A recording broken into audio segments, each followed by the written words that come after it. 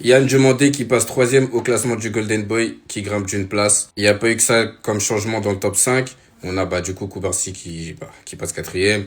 Stevan qui passe premier à la place de Lennart Karl.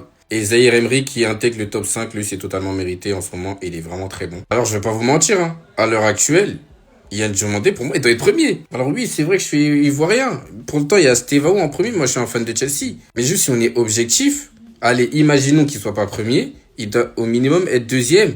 Et Stevao, que j'aime beaucoup, notre petit crack blues, n'a rien à faire à la première place, dû au fait qu'il est moins régulier tout simplement que Karl et Diomandé. Je parle pas de ses performances en elles-mêmes, hein, mais je parle plus de son temps de jeu. En première partie de saison, sous Maresca, il avait vraiment pas beaucoup de temps de jeu. Tout le monde se plaignait de ça. Il jouait que des matchs qui n'étaient pas très importants, sauf celui du Barça où il a marqué et je pense que ça lui a donné beaucoup de crédit. Et aussi ses performances avec le Brésil, c'est vrai. Et quand tu compares à Yann Diomandé qui, oui, c'est vrai qu'il joue pas avec des champions, ça a un point, c'est clair. Mais lui, en championnat, c'est un titulaire indiscutable dans son équipe.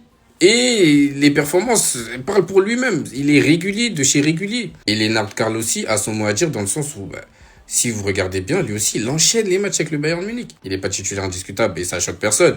Mais il a un temps de jeu très très régulier. Tu le sens en tant que titulaire ou en sortie de banc, il joue presque tout le temps. Il a aussi les performances qui vont avec, même si, bon, depuis sa prise de parole, là où il voulait aller au Real Madrid, ses performances ont un peu baissé. Mais voilà, c'est toujours du bon. C'est pour ça que quand je vois le classement, je peux pas être satisfait parce que si Yann Diomandé, on me dit, les Brésiliens s'appellent Diomandé Nino, il est top 2. Donc voilà, c'est mon sentiment. Maintenant, si en fin d'année, c'est Stevao qui le prend, moi je suis content parce que ça veut dire que Chelsea a fait une bonne saison. Du moins qu'on est parti loin en Ligue des Champions, etc. Donc ça sera bien.